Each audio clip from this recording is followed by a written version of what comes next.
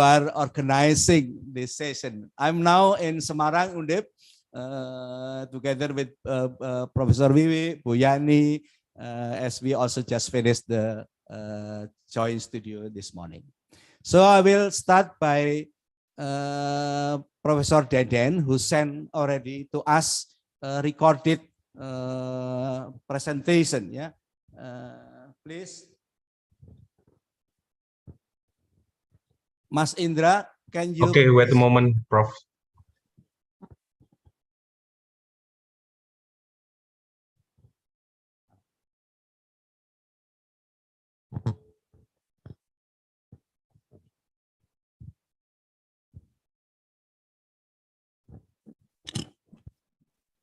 Okay, it's clear.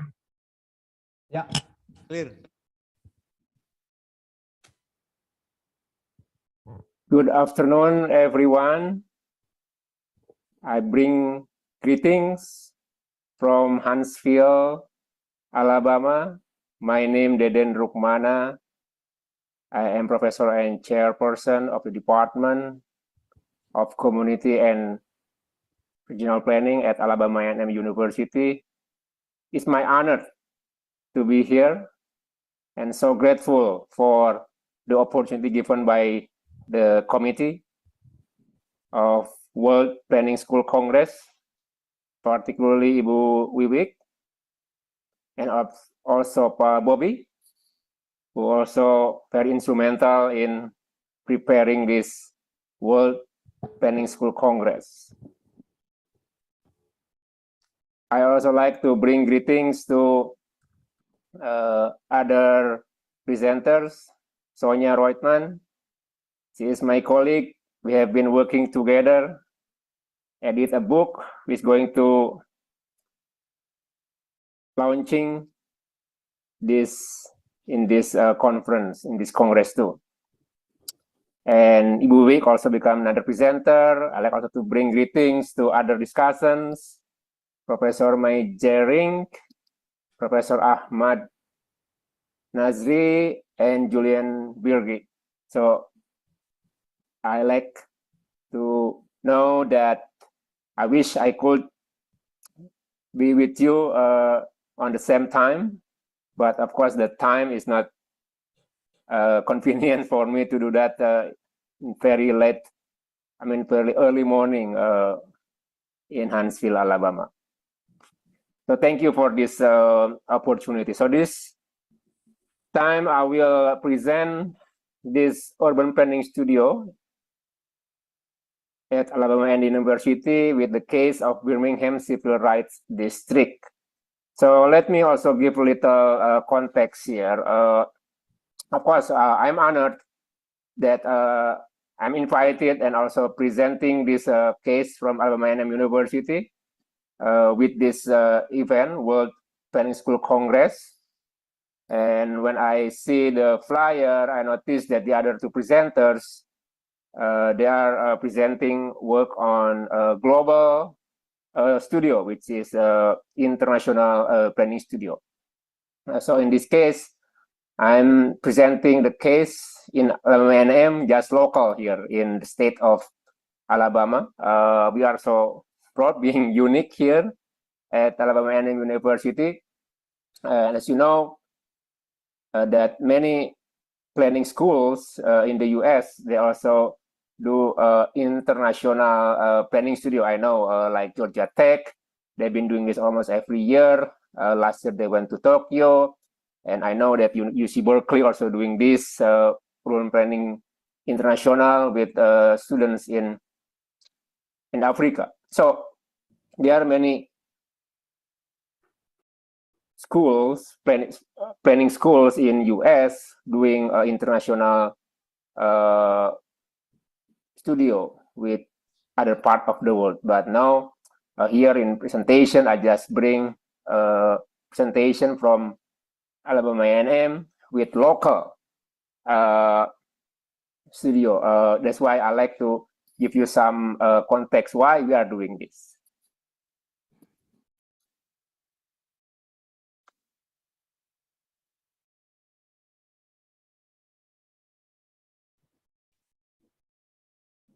So let me start with my department.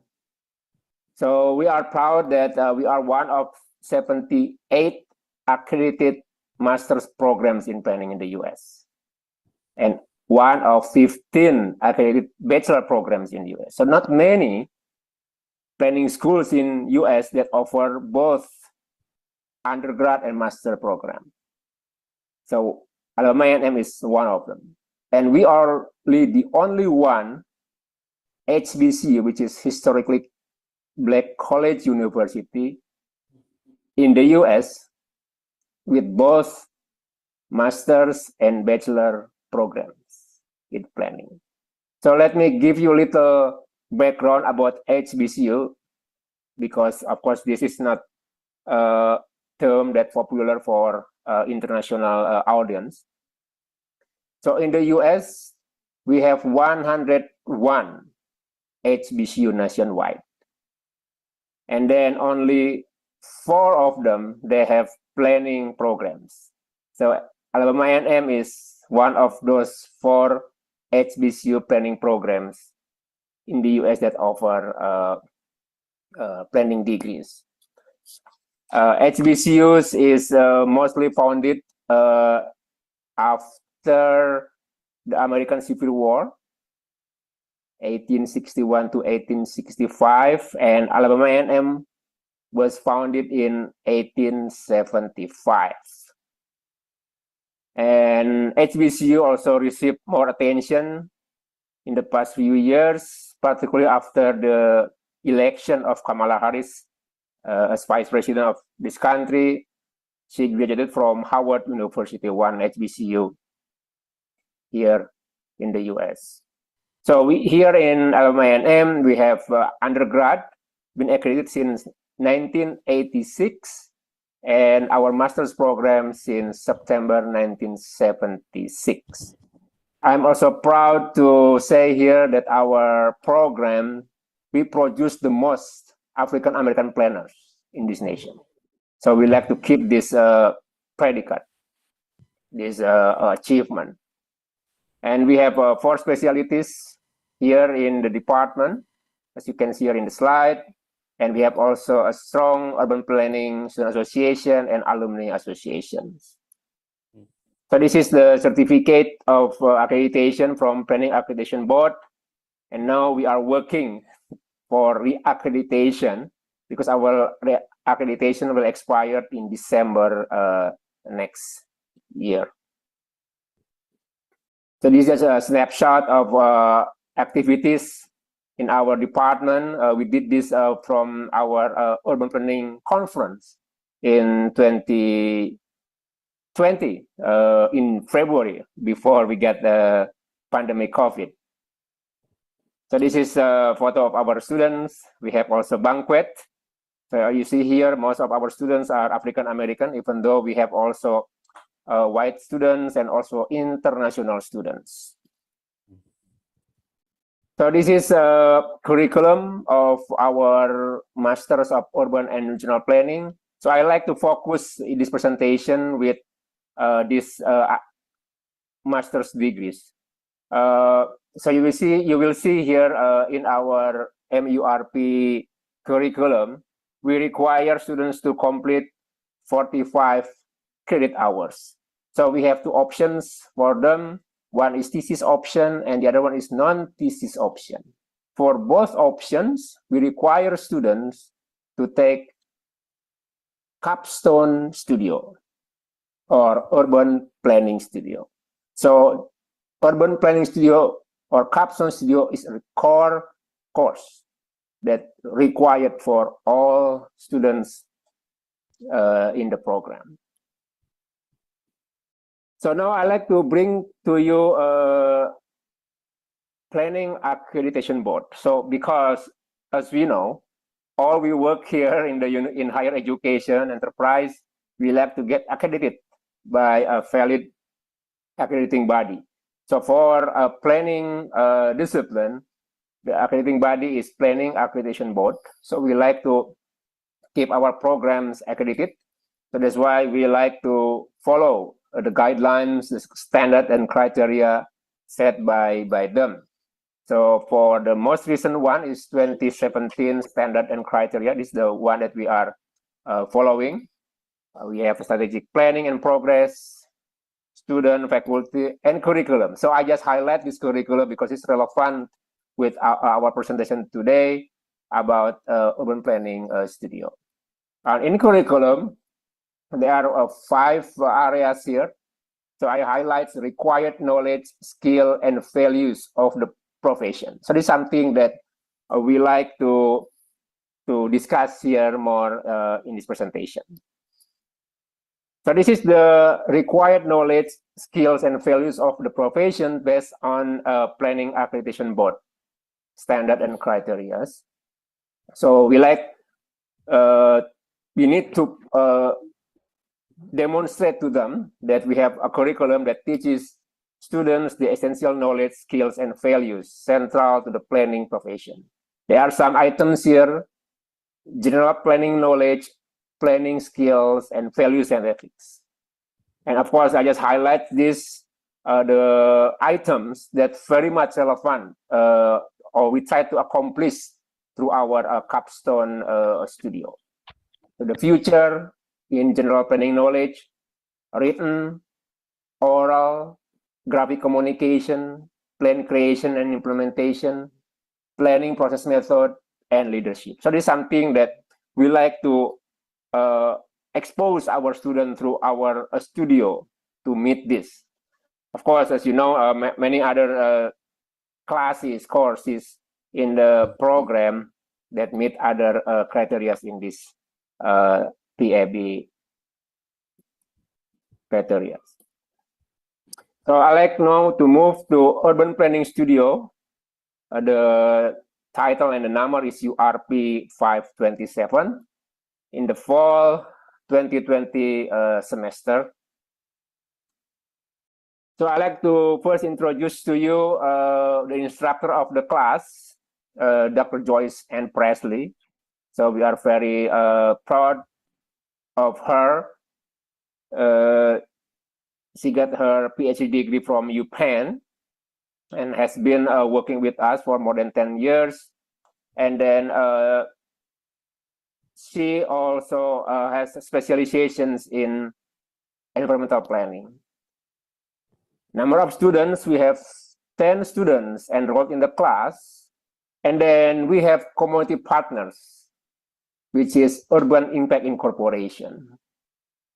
So we are happy, or I would say excited to have them as a partner, because this organization or this agency, their mission is advance asset buildings, economic opportunities in city of Birmingham, particularly in the 4th Avenue Business District and Civil Rights District.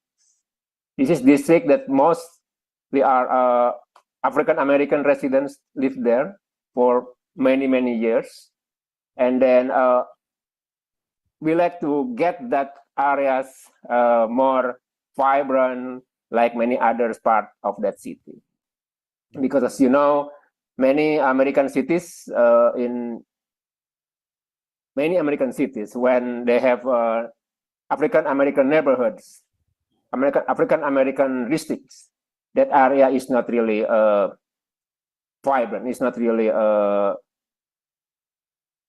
like other part of the city. That's why to have partner work in city of Birmingham, which is the largest city in Alabama, with the agency that dealing with areas for African American, is very much something that we are very proud to work with. So with this assignment, we have 3 groups. So group 1 focus on streetscape design to enhance the use of corridors in the Civil Rights District. Group 2, improving socioeconomic through a business incubator center in the Civil Rights District. And group 3, developing a community cultural economic engagement center in the civil rights district. So you will see here the groups assigned to make this area is more livable, more sustainable, economically, culturally, socially. So prior to this urban planning studio, we engage with community partners, and the executive director of Urban Impact, Ivan Holloway, he is also our alums. See, he graduated from our program in 1991. So during one event with alums in 2019, he was invited as one of the speakers. And then from that point, we talked, and then we execute that ideas to have him or his agency become our community partner. So this is the right side of this slide, showing that when we invited him and his team come to the department and engage in the discussion to execute the idea to have his agency, Urban Impact, as our partner in our studio. So this is a photo showing the field observations when students get out to Birmingham. As you know, during fall, which is August until November 2020, there was the peak of our COVID pandemic here in the US.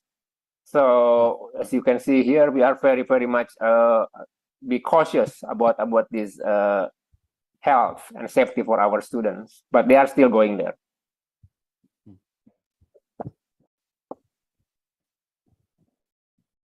Now I'd like to show you some samples of the student assignments. So this is the chart that produced by students. They are identifying a study area with vacant land, and they're also coming with the proposal for the walkable corridors in the area. So this is based on their observations, based on their data, primary data, secondary data, with the Urban Impact. We've been working there for years, and also with faculty that teaching this class. So they also come up with this. This is one snapshot about existing children park. So how they like to have this more to create livability. And this is for business incubators. They can identify the proposed site that we can use for business incubator centers in the district. And this is for engagement center, socioeconomic engagement center. So they already identify the dimension, the design element that they like to put there, and the structures misuse that they like to build there. So this is the things that I have to share with this presentation. So after, no, not after, but in the beginning of the process of that urban planning studio, the instructor, Dr. Joyce and Presley, he's also one member of the advisory committee for McHarg Center. So we present our class, our studio class, to be part of what we call Super Studio on the Green New Deal. So this is the activity sponsored by McHarg Center and Landscape Architecture Foundation in the US. So it's run from August, I apologize, it's from August 2020 through June 2021. Right? So the class ran in fall from August 2020 until November or December 2020. So that's why it's part of that process. and more than 180 studio courses from 90 universities. So part of this. So we are glad that we also part of this. And the submissions were selected, curated to support advocates to advance Green New Deal ideas and approaches. And of course, there's those approaches presented during this Landscape Architecture Foundations back in April this year. And all submissions to this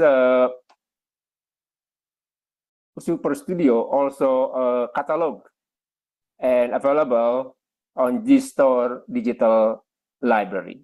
So our students, they produce a poster, and their posters also accessible on this GStore website. And then, of course, they are engaged with other universities. They know each other, their product, or something that our students learn from this process. So this is something that I think a good idea to have our urban planning studio being part of bigger program, bigger project in the nation or in the world, because it's also come from other part of the world, not just only in the US. So we are also very happy and then like to support this activity. So that's end of my presentation. Of course, like I said, I wish I could join this on time with you and engage with discussions. But you can always reach me. I know Bu Wiwik and Pak Bobi knows my email, or Sonia too. Just let me know, and then of course we can also follow up things in person in Bali later this week. Thank you very much for the opportunity. Greetings from Huntsville, Alabama. Okay, applause for Prof. Deden, yeah, although he's not personally joined this session, but thank you very much for Pak Deden presentation. It's really a good start for our session concerning planning study, because what I learned from Prof. Deden presentation first, that planning studio very much relate to our profession, yeah, planning profession. Yeah. So most of the planning school all over the world always have relation with the planning as profession. Yeah. In the case of Indonesia, for example, we are closely linked with the IAP, Indonesian Planning Institute, and I know that in America also American Planning Institute. Yeah. So that's why planning studio always relate to the profession. In this case, planning as a profession. Second, I learned from Prof. Deden in the case of Alabama State University is somehow planning studio still very much related to the spatial aspect or spatial dimension. This is something that we can discuss it further, but most of the planning studio to some extent still relate to the spatial element. Yeah, we will be interesting to see a presentation from Sonia. In the case of International Joint Studio, collaboration between University of Queensland and some other universities. So now I would like to invite Sonia to present. Actually, I'm also part of the paper, but yeah, please, Sonia. Yeah. Thank you very much, Pak Bobi. So I guess you can see my presentation. Is that correct? Yeah, clear. Yes. Okay, great. Thank you. So thank you, Pak Bobi, and thank you very much to the organizers, and thank you to the audience over there. Some people we can see, some other people, hopefully we can see your faces later on in the discussion. And it's great to start the activities for the Congress in this way, and I'm really looking forward to see many of you in person. It's going to be very exciting to be in person for the first time in a long time. So, okay, so I'd like to present with Pak Bobi. So he's going to probably interrupt me and add comments as we go through the presentation. So I would like to present on the joint studio that we have been doing between UQ, the university where I'm based, in Brisbane, Australia, and UGM in Yogyakarta, and several other partners that we will be presenting a bit later.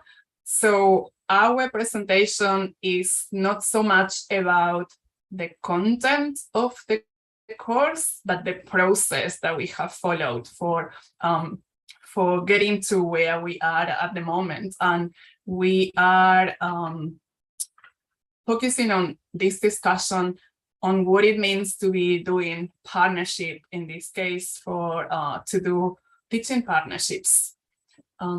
Okay, so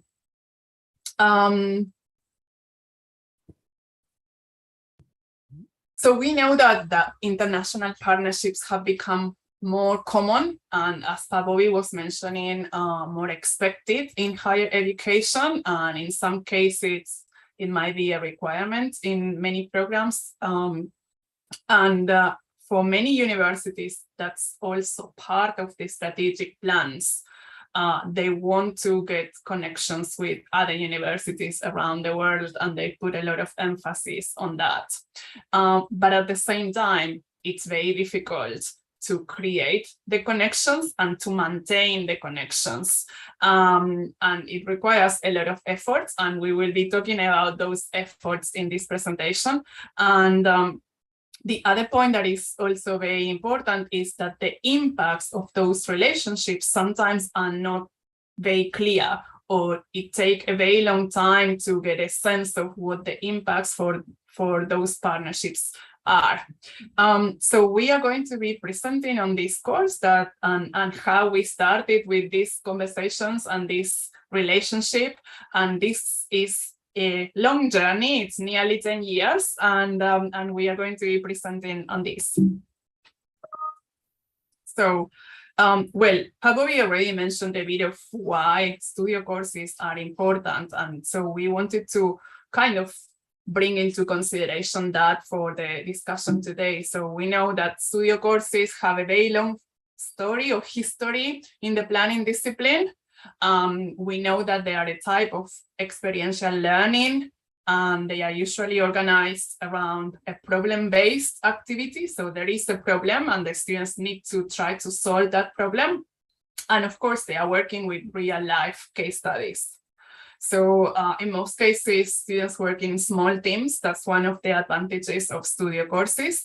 And there is a combination, as also Paveden was mentioning, of different activities. So there might be lectures, data collection and analysis. There are, of course, site visits, and of course, there is teamwork.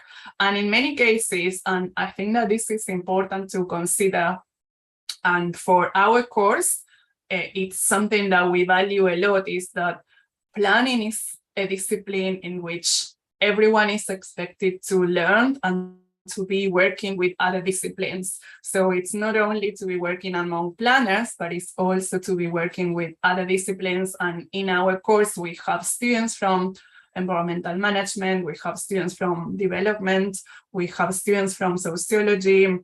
We have had in the past also students from communications or political science, and students doing GIS or doing more technical disciplines. So it's a really good combination of different expertise.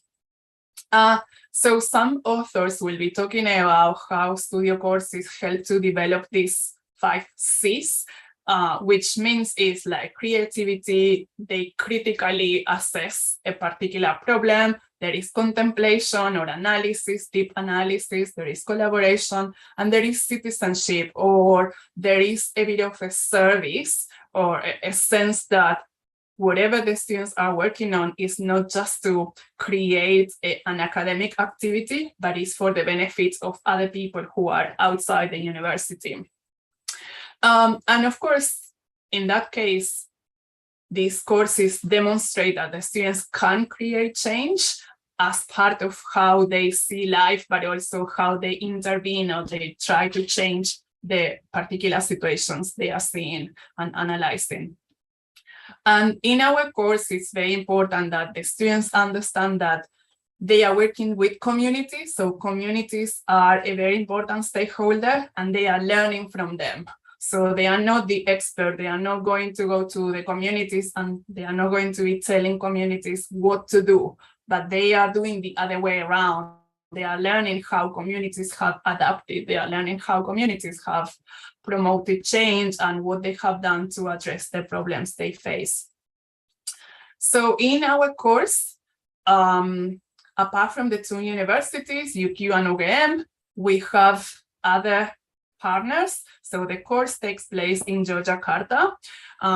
Most of you are familiar with Yogyakarta. And so we have other actors which are part of civil society in many cases. So we have ARCOM Indonesia, which is a local NGO that it was called before ARCOM Georgia. We also have Kalijawi, which is a community association formed by women who live in Kampong in Yogyakarta city mainly. We also have the regional government as a partner. The Yogyakarta Special Region Government provides lectures. Also, we have local governments. Yogyakarta City and Sleman and Bantul regencies are also partners in the course. We also have another NGO that works on environmental management that is called Linkar. And we also have Warga Berdaya, which is a social movement that is growing in Yogyakarta. And again, the course tries to bring into the discussion different actors involved in what's happening in urban planning and urban development in Georgia. So this course mainly, so it has two big components. One is about more urban discussions, urban topics, and one is more about environmental or disaster-related issues in rural areas. Again, because this conversation is more about planning, we are concentrating more the discussion on what's happening in urban areas, which is usually around problems related to kampongs in urban areas. So the general aim of the course is to examine development challenges in urban and rural settings. We started the course in 2015. Initially, it was 7 days, if I remember correctly. Then we extended to 10 days, and the last 2 years, it was 2 weeks. And we have students from UQ who are both undergraduate and postgraduate students, and we have had from 15 to 32 students in each year, each cohort. And then we also have students from UGM, from planning, and initially, I think the first year, there were 12, and then that increased to 18 students. For the students at UQ, they usually get some sort of funding provided by the government from 2 different programs that try to encourage students to get learning experiences from the Asia Pacific region. So many of the students have benefited from that funding.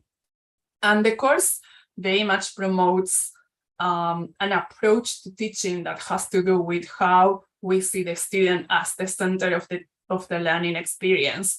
And we see that it's mainly based on an experiential learning. And this has to do not only with planning issues and how you see issues related to the discipline directly, but also how you can learn from experiences related to cultural exchanges. And maybe we can talk about that a bit later in the questions or in the discussions.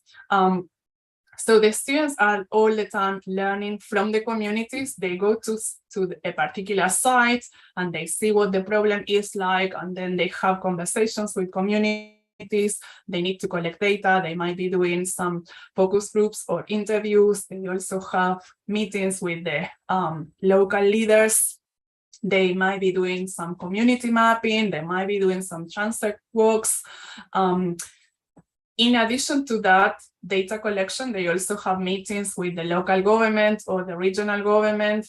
They also have some lectures from people from like Pavovi's colleagues from UGM, from the planning department. Buyani, who is there, she's also part of the course. And they also hear from, for example, other stakeholders in Yogyakarta, like community organizers. We also have Habitat for Humanity that have presented in the course explaining what they do. So for the UQ students, in most cases, they are completely unfamiliar with the situation in Indonesia. So before traveling to Indonesia, we have a series of lectures. Some might be more about planning or planning in Indonesia, but there are also lectures that are related to cultural adjustment and what is it that they need to learn in terms of the cultural protocols that they need to follow, how they need to be dressed, how they need to interact with people, how are they going to be feeling in a setting in which English is not the language that is going to be spoken mainly, and for many students that could be very confronting. So that's why, in addition to, as I was saying, in addition to learning about the planning issues, they also learn about the local residents. They eat local food, they sit with communities, they chat about everyday activities, and they also engage with the local students from UGM. And as we are going to show you a bit later, that exchange between UGM and UQ students is one of the main benefits for all the students involved. And sometimes you hear the conversations between them, which are nothing to do with the course, but they are like related to what do you do on a weekend, where do people or where do young people go out, and things like that, completely about everyday life. So our course, at least at UQ, has been recognized as a very successful course, and it has been replicated in terms of the format by other schools at the university. So here you can see some photos of some of the activities of the students in different years. You can also see Bobby here jumping. And we also do some of the visits to sites that are culturally important. So we visit the temples, we go to Prambanan and Borobudur. We also visit the Sultan's palace. So we visit the iconic places that you need to know as part of what it's like to be living in Georgia. So why we think that this course is an innovation in terms of planning learning and planning education. First of all, because it provides hands-on learning experiences, which is not something that happens in every single course. As we have said before, the students need to learn from communities, and they need to learn from other stakeholders and what's been happening in the city. And they learn not just about planning, but they also learn about other languages, other cultures. It's also confronting, or it's very interesting how students need to adapt to be listening to a different language. This could be Bahasa Indonesia, or could be even Javanese. And so it's interesting to see how they adapt or don't adapt to that. And the case studies change every year. So every year we have different locations in the city, and they also have to analyze different cases. And it could be something to do with water, it could be something to do with waste disposal, it could be something to do with land tenure. So there are 3 cases for the urban sites in the kampungs and 3 cases for the rural sites every year, and they tend to rotate. So here you can see some comments from students, and I'm not going to read them all, but it gives you a flavor of how they are aware, but also grateful for the opportunity. This is, at least for UQ students, it's an elective course. So they see the benefits from the course, and they take into consideration the importance of developing new skills, and new skills that come from applied exercises, and of course in a very, very different cultural setting. So what has happened since we started? So everything started in 2013 when Pavovi and other people from UGM came here to Brisbane to visit us, and they started to have conversations with planning colleagues, saying that they wanted to develop some activities. And so then I started to do like 1 or 2 projects. I went to Georgia and I started to have conversations with Pavovi and other people from UGM. And so in 2015, we did first a visit, another colleague of mine and myself, and we developed the proposal for the program with Pavovi and other people from UGM in February, and the same year in July, we did the first year of the course. We had 30 students from UQ and 12 from UGM. Then we have done other research projects in collaboration, and we have done the course 5 years. Then it was interrupted because of COVID. And again, and this could be part of the discussion, for our university, we haven't yet made a decision about whether we will be running online field trip courses. At the moment, we see a big difference between online and in-person courses, and we see the benefits from the in-person. So the idea is that next year we will go back to Georgia, hopefully in July. But the challenge for us has been that since 2019, that was the last time we went to Yogyakarta, so now how we continue to develop the collaboration. So we have done a couple of things. We have done some grant applications, we have done some joint publications. Pavovi and myself, we are now co-supervising a PhD student. So different activities that keep us in contact and continue to promote the relationship between us as colleagues, but also the universities or the schools. So we see that, of course, these partnerships have many opportunities. So of course, they strengthen the international collaborations and we learn from each other. They also provide real case studies to develop employability skills for the students. So as Pavovi and Padeden were mentioning, of course, the programs are accredited by the professional bodies. So in Australia is the Planning Institute of Australia. And of course, they put a lot of emphasis on which are the current employability skills that the students need to acquire in these degrees. So, of course, there is not only a professional development, but also personal development because of learning from a different culture. These partnerships also provide the opportunity to develop relationships with other stakeholders, governments, NGOs, the local communities, for the universities to also promote or contribute to the public good.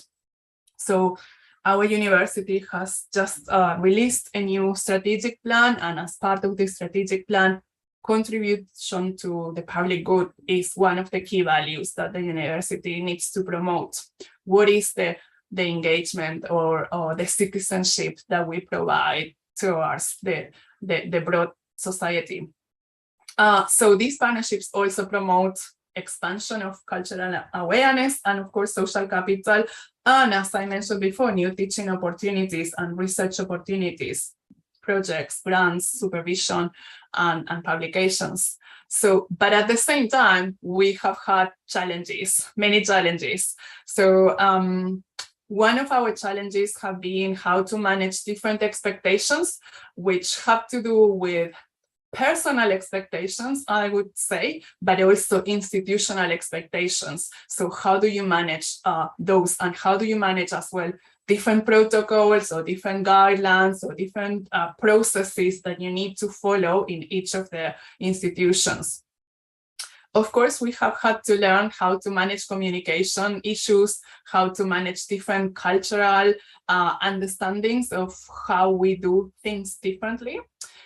Language, of course, it's a big issue. If we don't speak the local language, we face lots of obstacles and learning problems, and how we adapt, or what is it that we can do apart from learning the language, which also requires a very long time. So it's not something that you will be able to do from one year to the next. I have forgotten all my Bahasa Indonesia already because I haven't been there for a long time. So how do you manage with that barrier? And at the same time, it's like each of us we need to learn how to develop a good and respectful communication framework, understanding and patience and being respectful. And at the same time, it's like the opportunity that we learn how to develop trust, friendship, a more collegial way to work together. And of course, because of that, because of the challenges or the differences in expectations and perceptions, it's really important to develop perseverance, but also patience. So of course, we have more ideas for future collaboration that could include students exchanges, collaborative research and publications, co-supervision that we are doing already, visiting programs, external examiners of dissertations, and of course, joint workshops or joint degrees. So the course has already received 2 awards, one internal and one international. We have done this publication that we can share with you if you're interested. This is kind of telling the story about how we have done this course, and it was published earlier this year in the Journal of Planning, Education and Research. And as Tadeden was mentioning, we have also been working together. Pabobi is also part of this project that we expect to launch in Bali next week. It has 28 chapters from collaborators from Indonesia and outside Indonesia. We have had 64 collaborators in the book, so it will be very and some of us, we are going to meet in Bali for the first time, so that's going to be very very exciting. And I think that's it. So I don't know, Pabobi, if you want to add now or later in the discussion. It's a bit hard for you to manage like your 2 roles today. No, Sonia, except thank you very much for presenting our experience. But one thing we learned to all participants of the session that at least from Pak Deden and Sonia presentation from 2 presenters, we learned that Planning Studio is a kind of a complete package of the learning process, yeah, because we learn not only knowledge but also skills and even empathy, especially since we are working with local community. So I can call a Planning Studio is a kind of a complete package of learning process, yeah, not just knowing but understanding, but as well as developing empathy, yeah. And in this context, I think student comments and student testimony is important, and we saw interesting, good, positive comment from the student participating in this Planning Studio. Next, perhaps quite similar, but with different way of organizing, perhaps. But Professor Wiwi from UNDIP, who is also organizing quite many international joint studio with Redbot and also with Kota Lab, yeah, in which we just finished this morning, and Julian, the provocateur of the studio, will also join and discuss the issue. Prof. Wiwi, please. Yeah, thank you, Prof. Bobby. Actually, I'm here in one room with Prof. Bobby, and maybe while I'm starting the presentation, Mas Indra, could you please share the PowerPoint? Yeah. Okay, thank you. And good morning, good afternoon, good evening to everybody from various time zones. It's very honor for me to be here as one of the how to say spokesperson, yeah, to share about the International Joint Studio, and also look forward to meet you in person, Ibu Sonia, and also Pak Deden, and our discussion. I believe we also will meet in person. We already have Prof. Sander here from the Radboud University, and Pak Ahmad Nazri from Malaysia, and Julian, who are also here with me. Since we are just completing our International Joint Studio as part of the pre-congress, this World Planning School Congress as well. In this I would like to take this opportunity actually to share our experience in Diponegoro University, since we already have some experience here since 2014. I'm sorry, in that, do you have difficulties to share this my PowerPoint? Okay, Bu, wait a minute. Yeah, because my connection here is not really stable. I prefer you share the screen. I'm sorry. I already sent the file to you, to the organizing committee earlier this.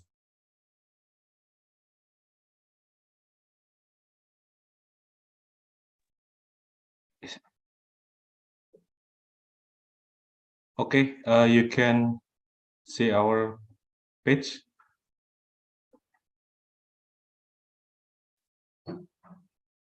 Hello, Prof. Wiwi.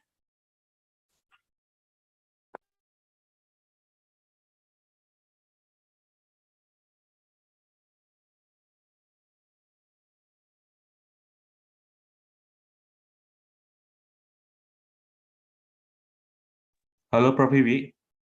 Are you with us?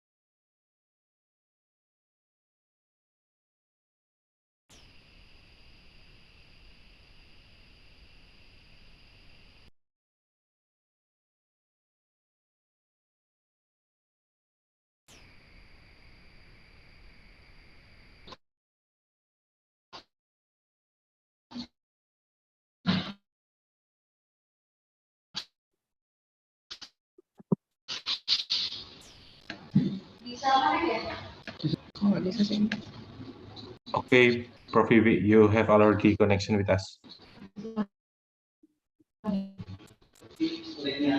I can continue via my not stable at the moment. Apologize for that. Okay, yeah, so I prefer to turn off my continue the presentation. Again, yeah,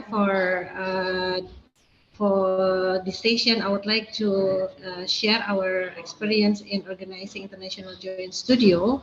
Maybe you can move into the next slide, Mas Indra. And as Bu Sonia has mentioned, I believe all the planning schools might agree with me that the planning studio play a very important role in the planning curriculum, and that's why it's very important for us to provide not only the conventional but also non-conventional studio. And I think I would like to categorize this international planning studio as the non-conventional, because then we can develop different approach.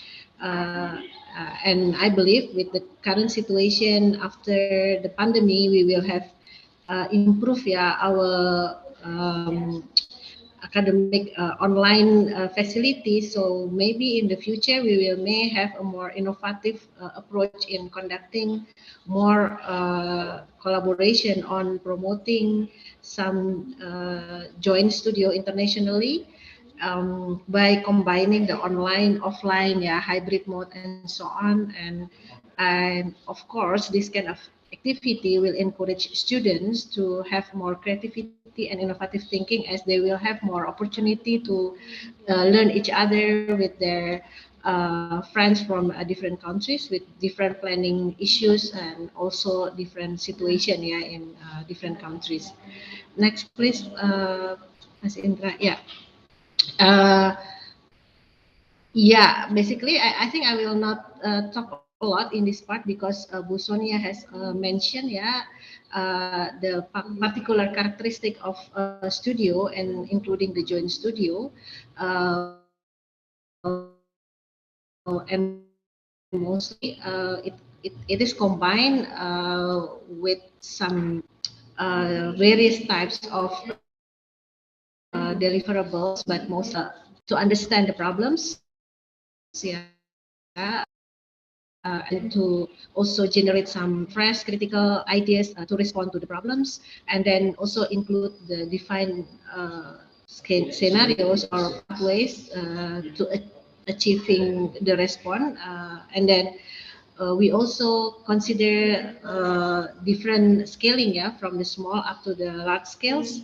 And of course, it is important on narrating the response with specific audience in promoting and developing our scenarios. Next, please.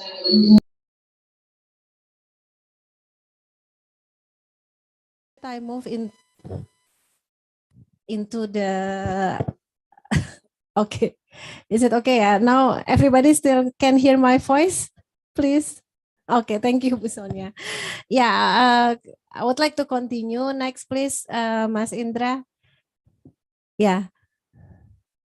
Our first joint studio was in 2014 with the Seoul National University, and we make it as a complete studio, which means it regard as one course among us. I mean, we create this as a real studio, not only regard as different like maybe elective course or and so on. And also from our SNU partner, it same approach applied also with our partner from the University of Hawaii. So our first and second experience in promoting or conducting a joint studio is really full studio. What I mean with full studio, because for the third and number with our partner in Radboud University and Gadjah Mada, with TU Berlin in 2018, and also again with Radboud, UGM, and also some partners in the Netherlands. It's not really full studio, meaning that we in our school we did not regard that as a studio planning course, but rather as an elective course. But for number 1 and 2 with the SNU and the University of Hawaii, it's really like a one full semester activity combining the online and offline. And we were very lucky with the SNU one. We have our students went to Seoul at that time, and also the Korean students came to Semarang. So that's really a full experience, yeah, because both students have full experience in understanding the planning situation in both countries. While with, for example, with Hawaii University, it's quite different because only Hawaiian students had funding to come to Semarang, while our students did not have that opportunity. But it was like a full studio starting from the first semester until the last semester, like the full and with the full report. And the other from number 3 up to number 6, yeah, it's number 6 is another way now with Kota Lab, UGM, ITB, UB last year, it was online. It's also another interesting experience because it was COVID, and we then try to make it full online. Maybe later on, Pak Bobby and Pak Julian can say something also about conducting full online studio. And the most, I just also said this morning, yeah, and one of the complicated one is actually the last one, yeah, that just completed today. I was very happy because we can do a very interesting work and good sharing process among the participants. And there are a lot of partners here, yeah, not only from Indonesia, including several local universities from Gajah Mada, from Bandung, from Malang, from Brawijaya, but also we can invite our partner from France, yeah, with the Kota Lab, and also with the business school ESSEC, yeah, and our partner in Malaysia in UTM. So it is not only joint studio between two university, let's say like we did several years ago, but now it's expanding, yeah, with more partners included in the process. And next, please, Mas Indra. Yeah, mostly the activities include the joint lectures. Yeah, when we do the full studio course, then normally it starts since the beginning of the semester. We do the online lectures, yeah, and then we combine it with the visit. Either our student went abroad or the abroad student come to Semarang, let's say something like that, and we do some visits, yeah, to the site, and also, of course, the field visit to the planning area, followed by a focus group discussion to have a more inclusive process and get a more intensive communication with the local people in the planning area. And a studio workshop, of course, yeah, and some of our international planning studio even succeed to have a good joint publication report, not only journals. I'm happy to say that some of the report even become an input, yeah, for our local government, let's say in Semarang City, and they really happy with this kind of activities because they then have innovative ideas that could be followed up, yeah, in the real work.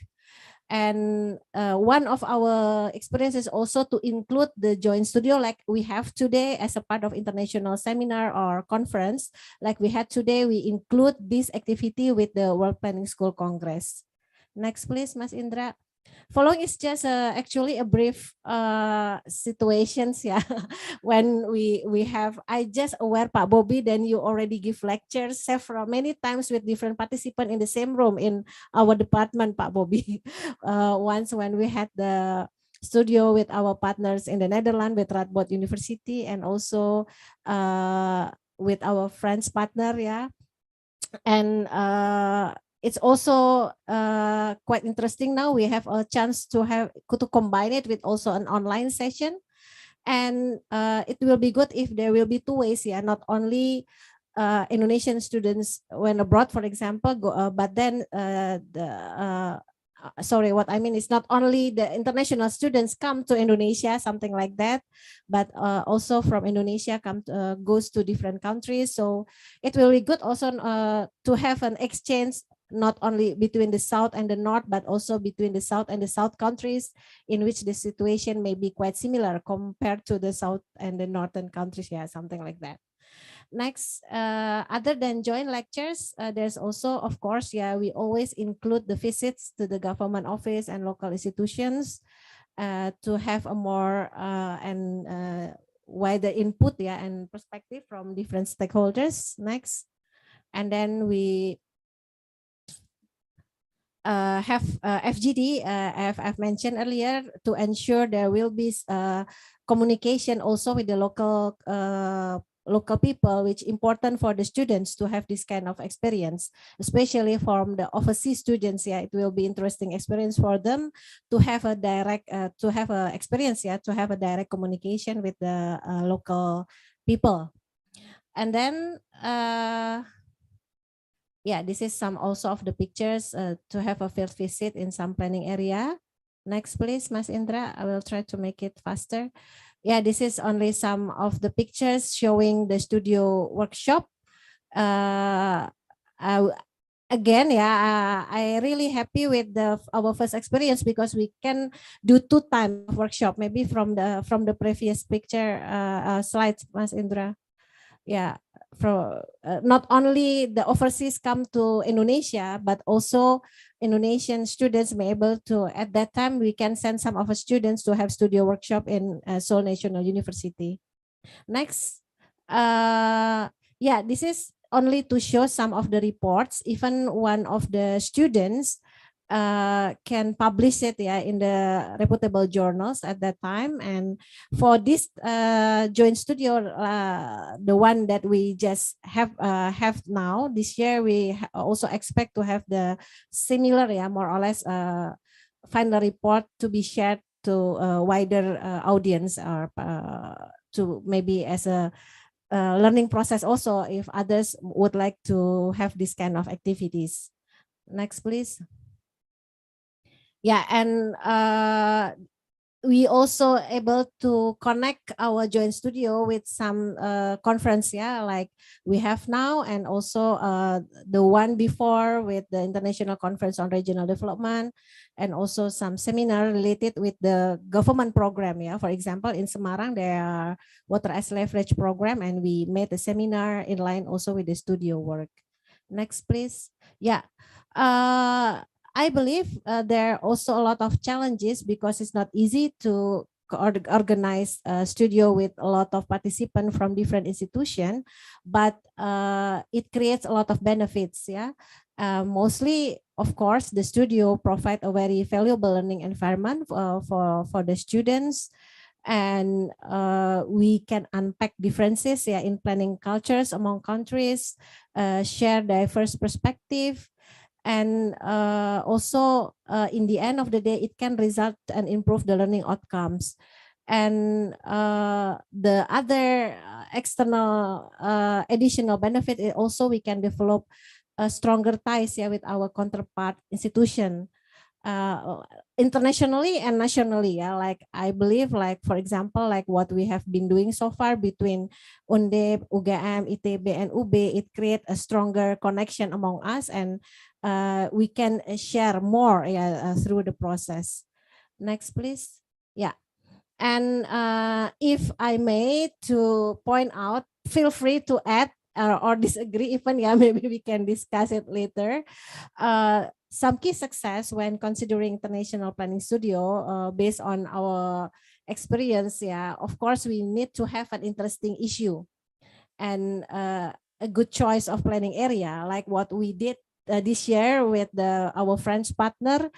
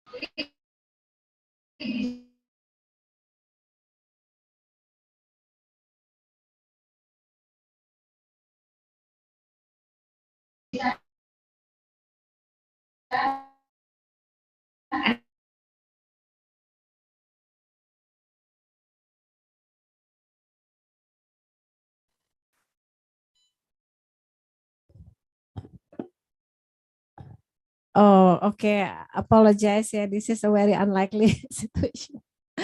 Yeah. Please allow me to continue. I think this is my last slide, yeah, or last two slides, I believe.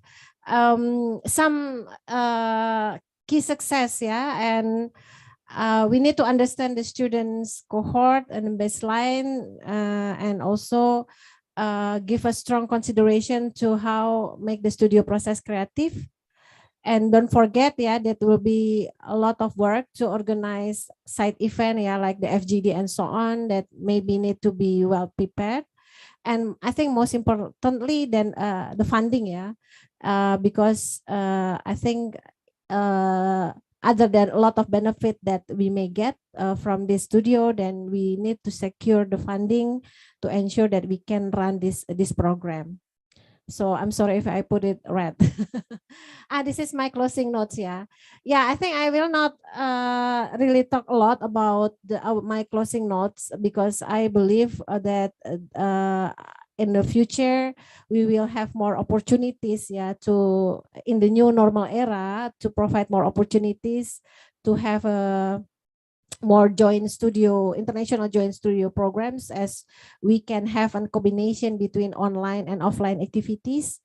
And I believe also the international joint studio will give a lot of positive benefits to the students, because I believe the students need to have wider experience.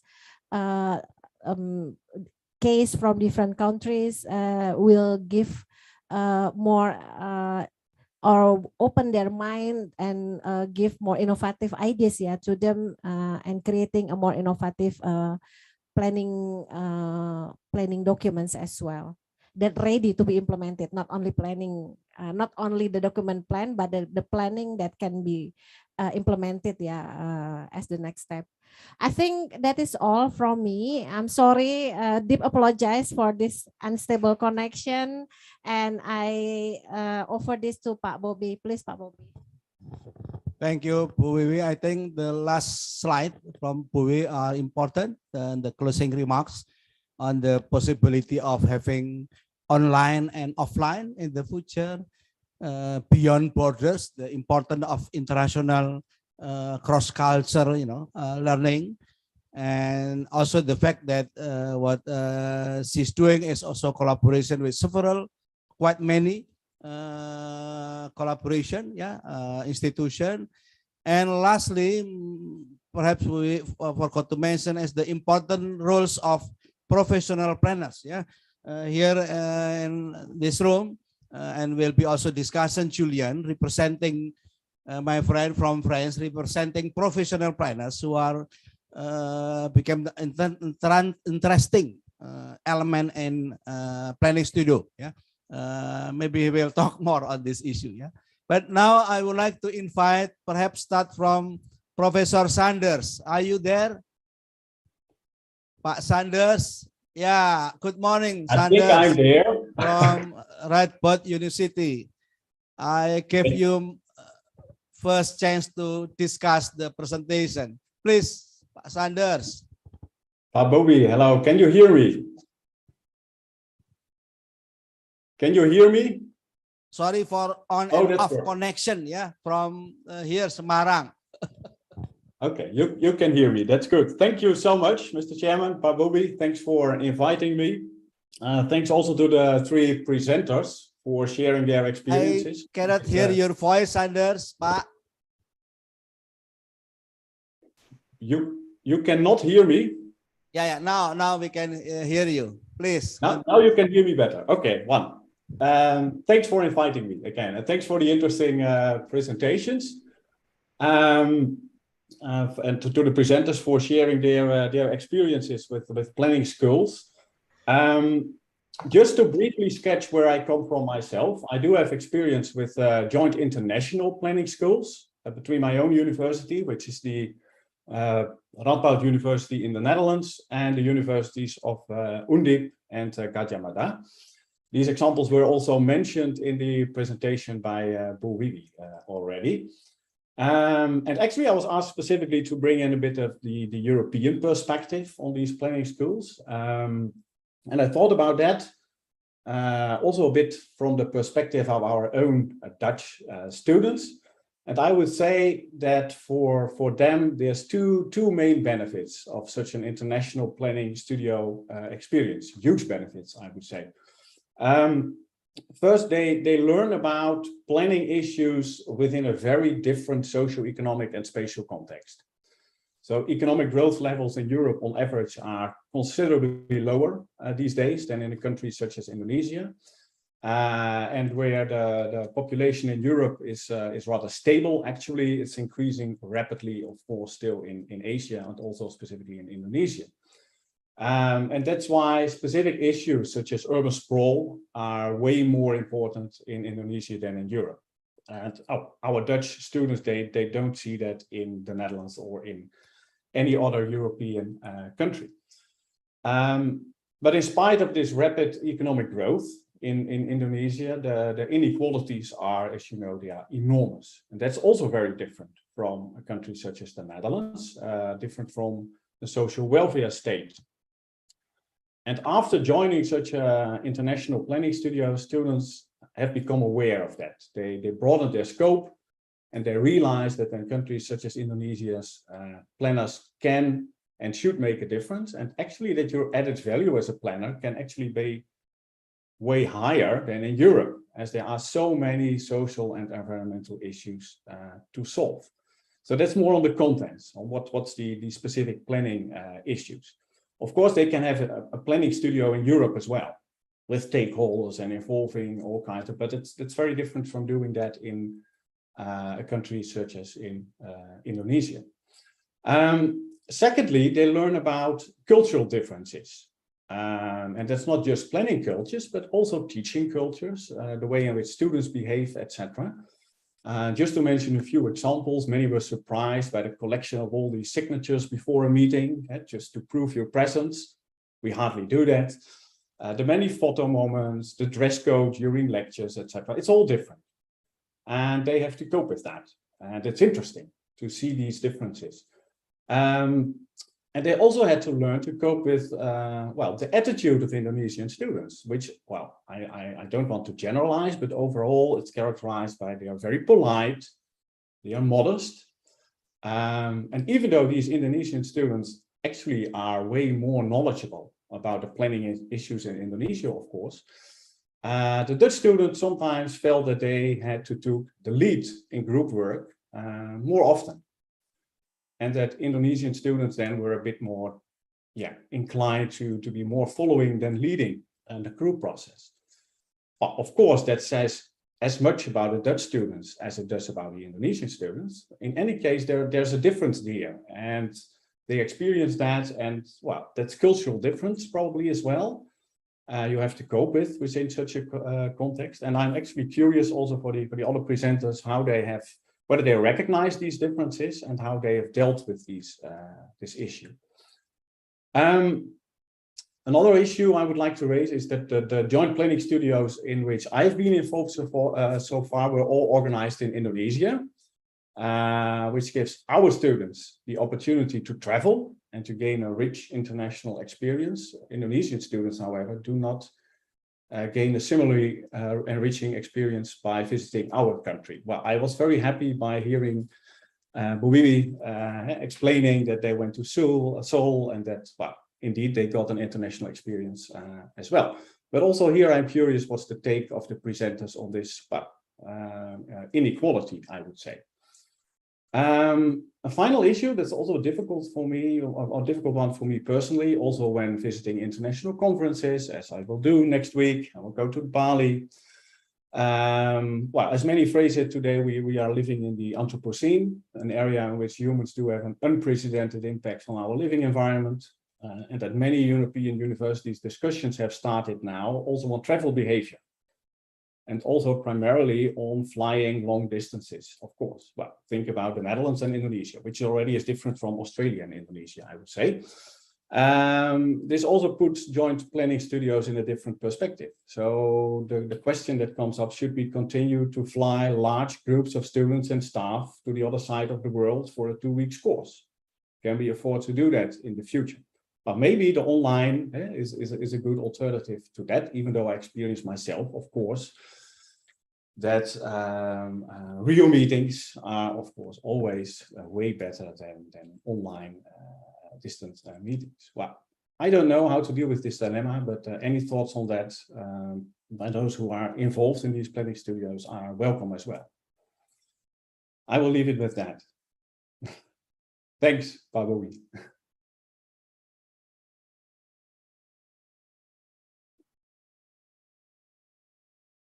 Now I cannot hear you, but maybe that's my problem. I don't know.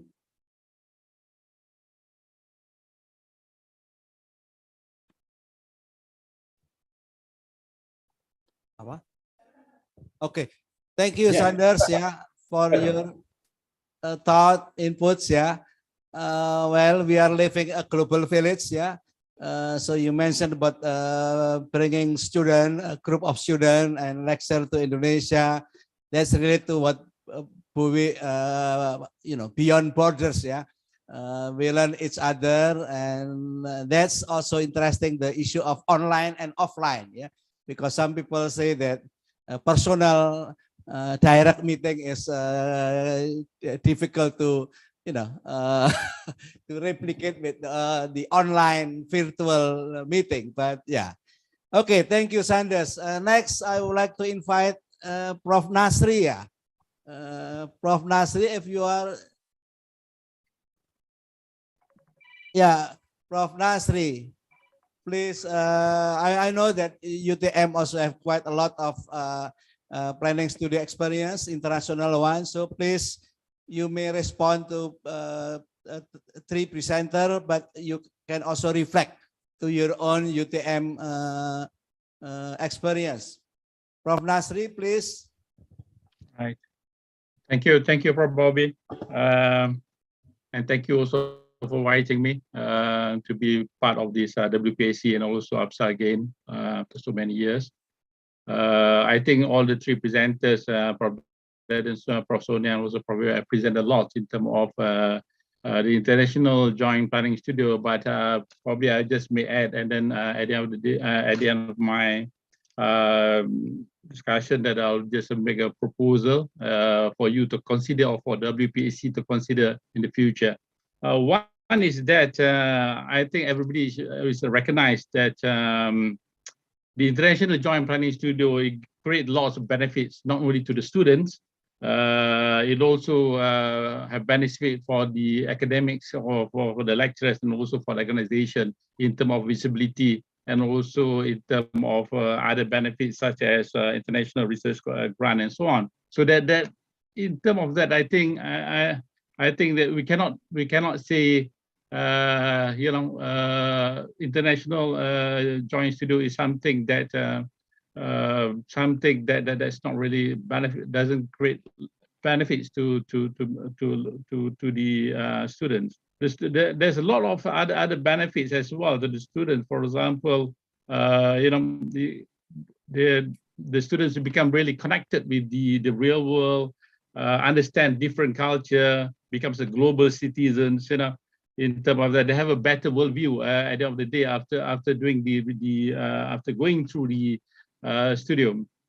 But there are also other challenges in Malaysia. I think the main problem in Malaysia is basically about sustainability. I'm quite envy with Indonesia, with Australia, and also with other universities, who can basically sustain the international joint collaboration for so many years. But not us in Malaysia, that we don't have that much opportunity. We have that problems, some of the problems lies within the curriculum itself, because one of the things that I believe if you want to do join international studio, is that you need to have a flexible curriculum in a way.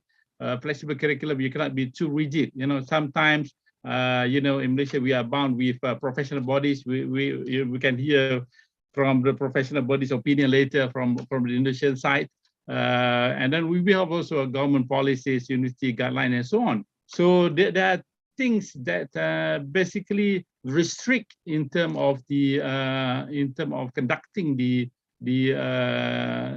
planning studio. Then there are also other things such as the academic calendar as well. You need to really fit in between both parties from that you want to collaborate. So I don't know, the most important thing I think it is need to have a flexible curriculum to be able to basically conduct the international studio. And then the second part I think is always the management and also the support grant, which is quite difficult in our context. But what we have done basically, some of the consultancy, academics usually involved in consultancy work, so we do put aside some of the money basically just to have it for the international studio. So you need to be be more creative in terms of getting the funding.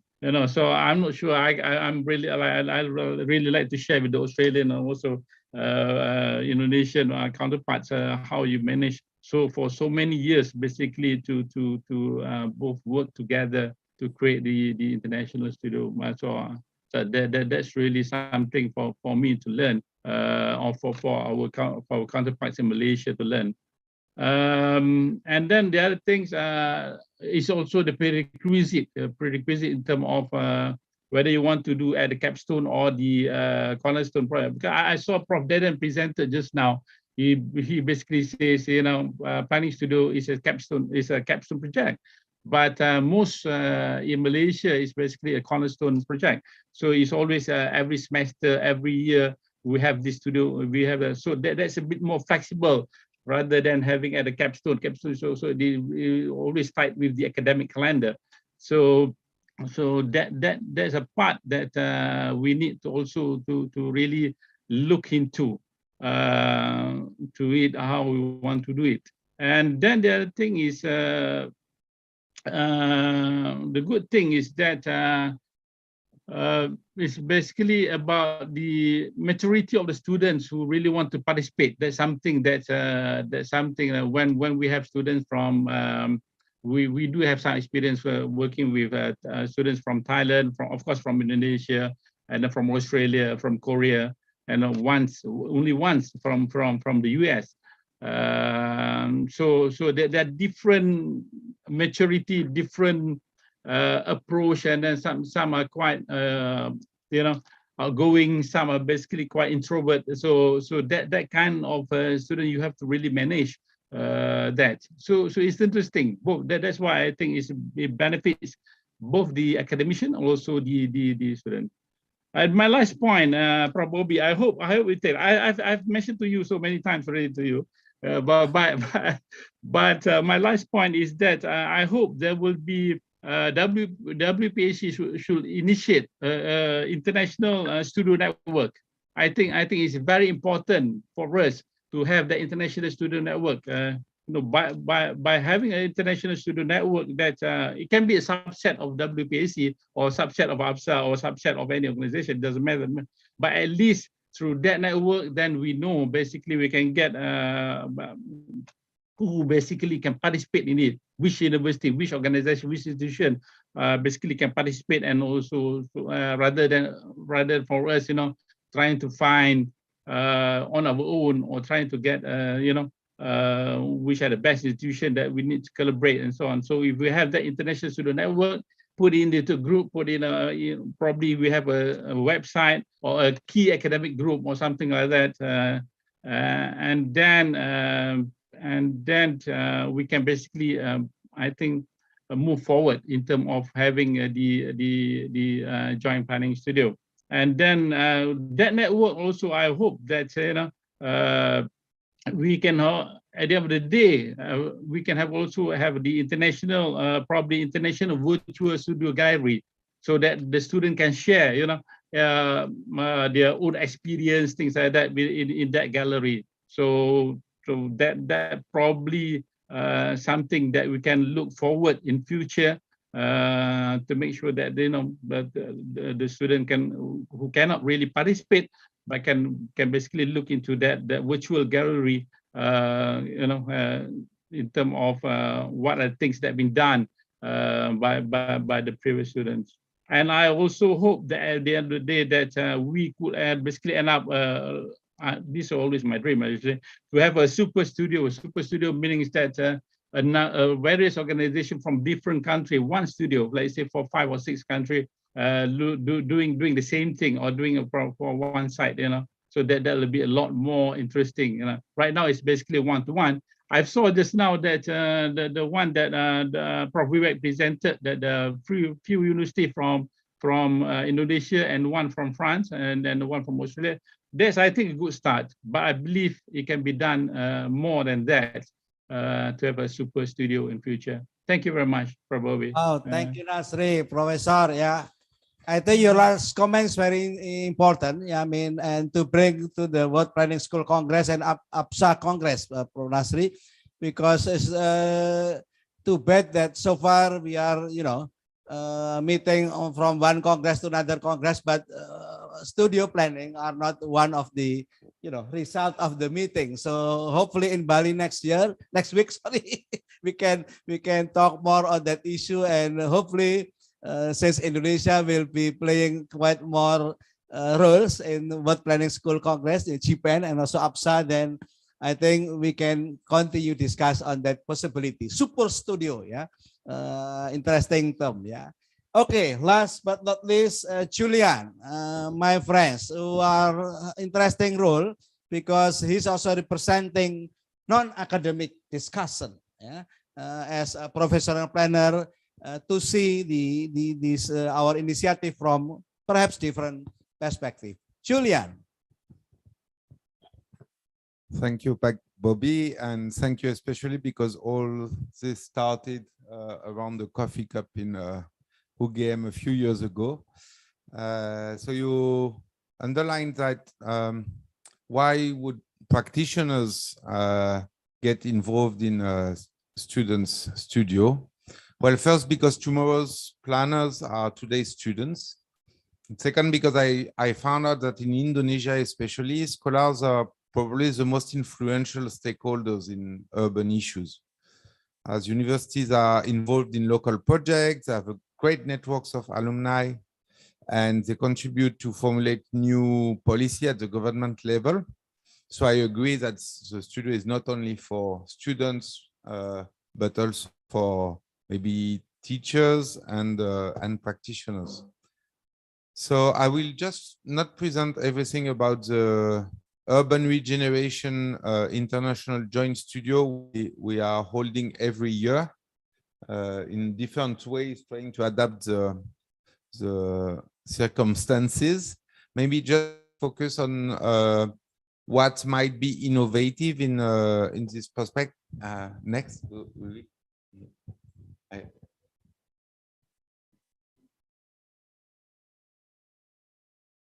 Yeah, so the first thing we try to do is try to encourage students and participants to encompass all a wide range of key issues, because as planners, I guess we are generalists, and especially the connection between transportation issues, land development and building issues, and of course, housing and social cultural aspect.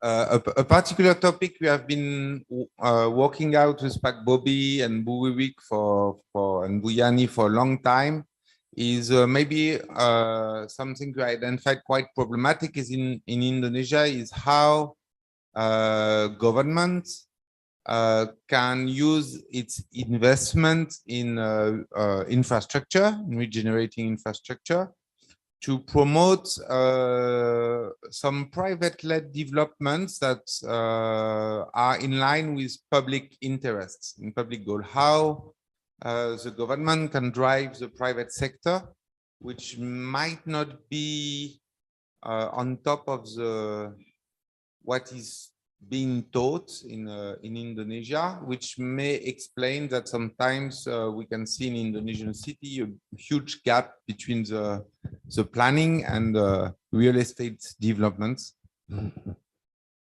So the studio basically it consists of asking students to design an urban project from the very beginning until the end. So all this in 10 days, which usually takes 10 years. And starting with formulating a goal and quantified targets. Here we found out it's very interesting that sometimes people are focused on solving existing issues, but it's quite difficult to identify some trends. And sometimes we have the feeling that there is kind of conservative understanding of the cities that might underestimate the big change that are going to come. So we try to ask them to do some business as usual analysis, very basic ones. So in order to help students to look forward, and then to adopt a clear concept for their project. Then we switch to project design. And the maybe important part of it is to identify key areas to develop. Sometimes students are a bit shy. They feel like that if it's not public land, they are not allowed to imagine or to express what should happen on this non-public land. So we ask them to try to spatialize their targets through a program of public spaces, a program of constructions, and adopt a mobility system that connects public spaces with construction. And the last part is about implementation. So we ask students to adopt a strategy that consists of the project timing, project budgeting, and to propose governance for the project. And we do that through a serious game, well, sometimes it's not that serious actually, that helps students to understand the very complex mechanism among different stakeholders, that when you start to improve the facilities, then there is some land speculation, and that the land use plan can sometimes be updated for good reasons and so on. So that's the way we do. So what might be innovative in this urban regeneration IGS? First is, as Bubiwik said, try to invite students to behave as if they were the mayor or a project manager in real condition. Among the team of facilitators, there are half practitioners, half are university teachers. We work on real case studies that are quite on top on governmental agenda, so that puts us a lot of pressure. And very importantly, there are visits from a wide range of local stakeholders, not only the local community, but we have we had the railway company, we had members of the real estate Indonesia and so on, who challenge the students, say, yeah, but have you ever been thinking of this and so on. And I think it's a good way also for students to meet these people. They not always know them very well, so it's quite interesting. The second thing and it comes to the debate about offline, online, it's a cooking pot. We sweat a lot. It's very intensive because we feel that intensity has some virtues. It's very good for team building. it creates a high pace in learning, delivering, and also it's also a constraint because when you want to involve professionals, they cannot do that during a full year, especially when you want to be offline. So you have to do it in a condensed time. And the last, maybe third innovation is about the gamification. Playing is probably the best way to learn. And it gives a lot of personal responsibility and kind of very nice competition among the students and having a lot of fun. So this is my last slides. So we escaped this time the visit, trying to follow Pak Bobby running ahead. And we had a very nice train, but unfortunately the roof was a bit low, so we could not see much. I was telling you about the visits of professionals. So you have, the man with golden sunglasses, golden glasses, of course, is from real estate. And is chatting with a lady from the Indonesian Landscaper Associations. It's quite interesting. And on the left, we have our poor project coordinator with her pillow because seeing something we need to take. It's very demanding. On top left, we had someone who tried to make the connection between offline and online students. It's very demanding as well.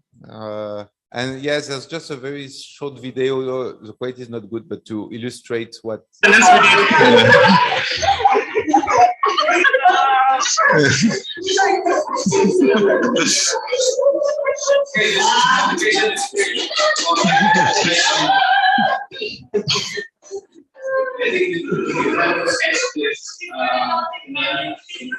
Everybody is exhausted, but having a good time, and we have some lecturers bringing with you like a small software to design the road and so on. So yeah, it's a bit disruptive. Well, thank you very much, Bobby and Ulrich. Thank you, Julian. Yeah, that's from Julian. I mean, what I learned from our case is first knowledge transfer. Yeah, not only from Julian but from with other partners from Indonesian perspective. Yeah, Bu Wiwi, I think knowledge transfer is important, not only for students but also for us as facilitator from Indonesian side. Yeah. So from Julian, we learned about the urban regeneration. From Sanders, I remember we learned the water sensitive planning. From Sonia, we learned about the complexity and looking the development issues as an outsider. So yeah, and I mean, transfer of knowledge is important. And from your side, for example, you mentioned the importance of learning from the community, like Sonia already mentioned also, that Sonia and then Australian student also learn from the community. So that's interesting transfer of knowledge, yeah, in this, and that's part of the innovation in this exercise, yeah. The last one presented by Julian is the gaming, yeah, how to organize the whole studio in, well, serious, but at the same time also something that makes student, you know, happy to proceed the whole process. The last video showing, you know, that students have as well as fun and productive time. Yeah. Terima kasih, Julian. Thank you, Julian. And now we still have 20 minutes, yeah, yeah. We will finish at 4 Indonesian time, so we have some times for discussion. I don't know if in chat, yeah, if you can see some question from chat, yeah. But if not, I don't know, please comment. Question and comment. Perhaps also respond from, again, from Sonia, from Bu Wiwi, from Sanders, or could I just say that thank you very much to everyone who presented, and thank you so much to the discussants. Very good comments in the sense of, like, to keep learning and to keep thinking about what are the changes we can make. And I really like the suggestions that Nasri about the network and also this idea of the studio gallery, and again, like to continue to exchange experiences. I think that it would be great.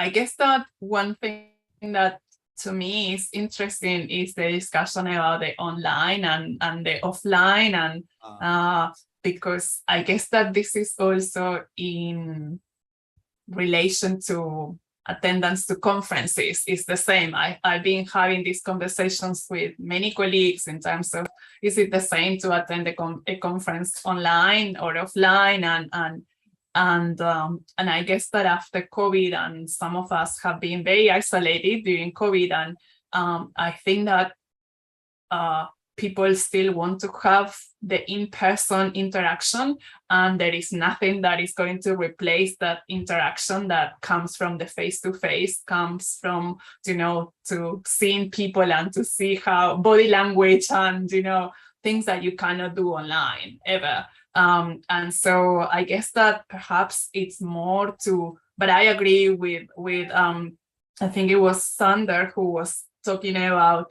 the issue about, well, is this sustainable? Can we continue to travel? Can we continue to travel overseas? What's the connection with that? And I guess that it will become a judgment that each of us is going to make in terms of meaningful travel and meaningful experiences. And perhaps you are not going to be attending 10 conferences a year. You will be attending in person 1 or 2 that you are going to prioritize, and then the rest you will be doing online or whatever, or you are not going to be doing that. So I guess that with the courses it's the same. Perhaps it's something that, yes, we know that it has there are some disadvantages, but I guess that still the advantages are way too many to discard or to think that we can do it online. And also, I guess that apart from students who cannot attend classes in person because they are in other cities, which I think that it's something that we need to consider, for those people who are in the same city, they still prefer to go to the classroom. It's not the same. So in the same way, we could still think like, well, the students want to have the in-person interaction, in-person experience. Yeah, I think you mentioned 3 important issues we are discussing, Sonia. First is on the issue of funding, especially bringing students abroad. Second is beyond borders, the importance of this kind of exercise for cultural exchange. And the last one is offline and online. So how to have those 3 interesting issues together. For example, we may need to explore what are missing if we are doing the online, right? Because we had also interesting exercise, right, Julian? In this exercise, last exercise we finished just this morning, we have 4 groups, 3 offline. The 4th group are online, but in the last few days, they are joining offline. And interesting, the result in terms of score is not too different between those 3 groups who are joining from the start by offline, and the 4th group who are joining online from the start. Very interesting to explore more in terms of pedagogics, what are missing if we continue to conduct online. For example, if the situation are not, possible to make it offline. Sanders, maybe you have some comment? Oh yeah, wait. Sorry, Pak Sandra, I just want to continue what Pak Bobby has mentioned. I think it's also interesting if we can further elaborate, because from our International Joint Studio now, we can compare actually between the offline and the online groups. and we found out, I agree with Pak Bobby, showing that actually the participants who join combination, online and offline, is not have a very big different output with the other three groups who already joined fully offline, meaning that actually by this simple experience that we got, this is our first experience, maybe in the future we can make a more, how to say, good combination between the online and offline activities. Other than what I also fully agree with what Pak Sander comment, that in the current situation we need to prioritize our overseas travel due to the environmental concern and so on. But then, however, different online and offline experience will be also another interesting situation to be further elaborated. Yeah. I know that Julian are not really agree on this offline online models. Julian, You should have never put me as should have never appointed me as discussant. Yeah. Yeah, I agree with what you say. May I add something beyond human interaction, physical interactions? There's another thing that we are planners. And as for me, visiting the city in reality has nothing in common. It's as if an anthropologist, you told him, okay, I'm going to send you 2 interviews, 1 video of 1 people, and you are going to work this out. So I think that how vocation invites us to feel the city, to go on site. Even when we walk, we're always busy, and we never go enough on site, on the ground, because then we see many things. So that's the reason why that's something that may be missing online. I totally agree with you for the record of this year, but what we must say is that it was more demanding in terms of human resources to back the online students. And last year we had an experience that was not that conclusive, fully online. So as we say in French, the evil is in the details. And I think it's good to combine online and offline, but 100% online, as for me, does not really make sense. okay, Julian, 100% online is not really a good one, if possible, yeah?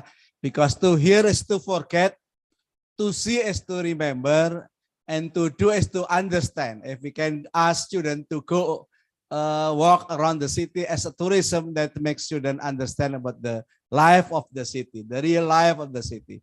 Pak Nasri, you have comment perhaps, or Yani? This. Thank you. Thank you, Prof. Bobby. Well, just a little bit, just to add a few. I know it's nothing compared to basically experience the real, real life, or basically on site rather than going through online. And also, you have an interesting finding there, comparing a few scenarios of having online, hybrid, and also fully offline. But to me, one is the output. The output you may find that it may not have so much different in term of knowledge and also the hard skill. But one thing is basically, to me, when somebody goes to experience in different situations, different cities, that's the things that they bring, the maturity, the things that they bring is to get to totally different. They becomes a different student when they come back. So in terms of knowledge and also hard skill, probably it's not much different. But the maturity that they bring is that there's a difference in there. So that's where I found when I bring my students, basically you go to the different country. If you go to certain country, they have much more. They have a better confidence. They say there are things that they bring.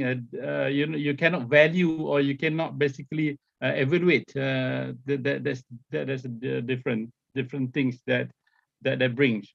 Okay, and I totally agree with together. Totally offline, totally online is something, but sometimes but sometimes, you know, when you have budget constraint, you have a limited time, things like that. So I think probably as an alternative, I think something to be considered, you know. But you know, right now, I think COVID-19 brings a lot of you know, difficulties to us. But in a way, it also creates some positive in terms, you know, connecting us together. That's that I believe. Thank you very much. Excellent point, Pak Nasri. I agree totally with you. The issue of soft skill, perhaps maturity of the student, in which we can do transfer our knowledge by online, but not other aspect of learning. Agree. Yeah, Sonia.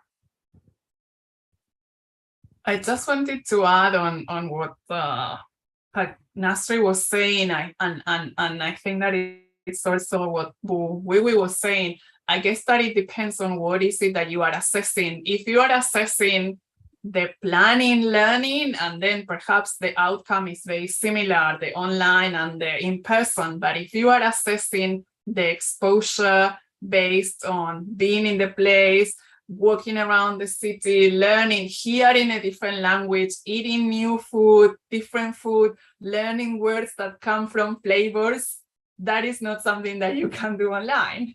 And so, of course, it will depend on what is it that you assess. And again, my experience with the joint course with UGM is that the students, yeah, they learned and they are very happy about the output, the planning output that they have done, because they realize that that it's a way of applying all the skills they have learned in other courses or during the program. But at the end of the day, they are more happier because they are traveling, because they are in a different city, because they are listening to a different language, because they are getting to know new people and perhaps new friends. And we have had even students who decided to go on learning more about Indonesia, so, or doing PhDs on the topic. That has happened. So that would never happen just because of an online, not in person program. It's impossible. It's part of how we are as humans. Thank you, Sonia. I mean, are you saying that you going to bring more students to Indonesia next year? Pak Nasri also. What about you, Sanders? Bringing another 20 from Netherlands to Semarang and Jogja. Please comment. I think we will. I also enjoyed very much the discussion and also the arguments brought to the table. I recognize it from our own students when they joined this joint planning studios. They said, "Well, this actually was the best learning experience during my master's program." So they are, you know, and that of course that's about being there, meeting people, learning about, etc. So that's for sure. But I also liked Sonia's remark, like we have to reflect on visiting international conferences, being more selective. We should not do that probably 10 or 12 times a year and no longer, but reduce that number. So that's the other side of the story. We can do that. And maybe then it makes more sense for senior staff to be more selective than for juniors who still need to discover the world, etc. But it's another argument, I think. Yeah. Well, I think that's remind me on the interesting, perhaps issue, the long-term impacts of this Joy Studio. Yeah, I mean, will be interesting to see whether those who already come to Semarang 5 years ago, first of all, has still some, you know, memory and like to visit again Semarang or Indonesia, and perhaps some of them, even very few, are interested, you know, to continue their works on Indonesia or other developing countries as an area of study. Yeah? That's something that important also to explore, to monitor in the long run, because as we are living in a global village, we need a more longer, you know, collaboration and longer personal, cultural exchange, yeah, for our students. Yeah, they are young people who will shape this global village in the future. So better for them to have longer connection with the country they are visiting and learning. Yeah, Yani, Julia. Okay, thank you for the opportunity, Pak Bobby. Maybe I just want to add reflections from our previous International Joint Studio, which we hosted early this year in collaboration with Professor Neville from Sian Jiangtong Liverpool University, and also Harman, yeah, from Office for Resiliency and Architecture from the Netherlands. In that case, the students really enjoyed the session because they also had opportunity to be like to experience a real planner. What is it like to be a real planner? Because we invited them to join the workshop with the local community, with the relevant stakeholders in Borobudur area. So they try to be a good facilitator as well. So they are not only learning about how to understand the problems of the area, or maybe the potential of the area, and also how to plan the area, but they also learn how to be a good planner, how to be a good facilitator for the relevant stakeholders, and they really enjoyed the experiences. And also from our previous studio, we like from the beginning, Pak Bobby and the team and me as well, we already designed that the output of the studio will be the input for the international student competition for the World Planning School Congress. So, so the students are really serious, yeah, in doing their project, and also we supervised and always give them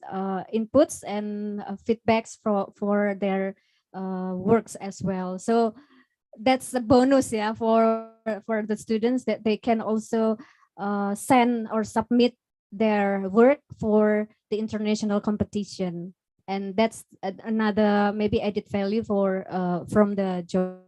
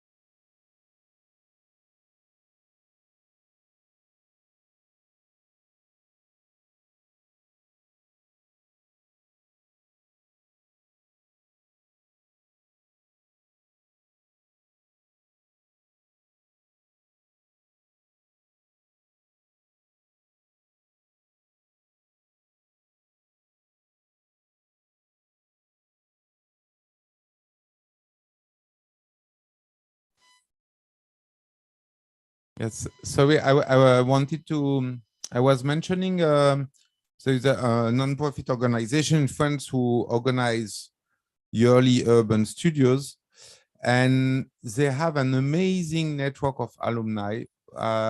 And this network is such that once they are in position, they host studio in their turn and fund those studios. And actually what connects all those alumni is not really the place or the topic, but it's really the personal experience of immersion in another place with other people. And I don't know if you are thinking of networking different studios, there is also possibly the interest of investing in the network of the alumni, because I'm pretty sure that they share something in common. Yeah, I think in brief what Julian say, I agree, and expanding, you know, the result, the outcomes for a wider and longer, you know, benefit. Yeah. Well, 5 minutes to go. If Any comments? If any other comments, but I think was very productive discussion. Yeah, we all agree on the importance of International Planning Studio as a part of our curriculum. That's one thing. Second, the real case study, the real life, bringing students to real life is the second important element of the planning studio. The cross-culture experience, perhaps the third important element of planning studio, especially if we are bringing students from different cultural backgrounds. And also that the issue of online and offline, we agree to some extent that, of course, offline is the best one, but if not, perhaps a combination of offline and online. Yeah. But in the context of pandemic, like what we experience, to some extent, if only transferring knowledge, perhaps online is still the best option. Yeah. Another issue that funding is, I think, important, but I think more important than funding, I think since Pak Deden, since Sonia presentation and Puwi commitment and the personal interest of the lecture facilitator really matters. Yeah. We need some facilitator, some we call it as docent or lecturer, who are really interested on this initiative, yeah, innovation, because I see that not all professor, facilitator in the university interest and commit on this kind of exercise. So we have to keep make sure that in every institution, Gadjah Mada, ITB, Undip, yeah, Unipro, ESSEC, and so on, and always some person who are interested on this initiative to make it sustainable. And lastly, perhaps to some extent, we need kind of letter of commitment we are discussing, right, with Julian, yeah, because if not, that the sustainability of this innovative exercise maybe not cannot be guaranteed. I mean, this is a big investment for all of us, so better that this big investment to be continued, sustained, yeah, for the next, or even in the future, yeah. And lastly, I think what I learned from this discussion is that the super studio, yeah, I think Pak Iwan says we have here Pak Iwan, the head of the ASPI, and next week there will be very important moment for global planning school. We can promote this exercise into more structural one within the GPAN, Global Planning Education Association, and within APSA. Yeah, I think it's too bad that we have such important organization, but not been able, so far have been not able to transfer interesting collaboration into real concrete one, especially also the international planning studio.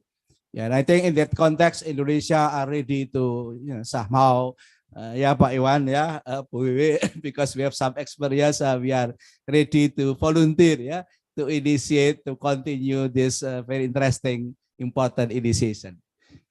Lastly, because this session is part of the World Planning School Congress and Asian Planning School Congress, and we have here Pak Iwan, Professor Iwan, the president of ASPI. I would like to ask him to close this session. Pak Iwan.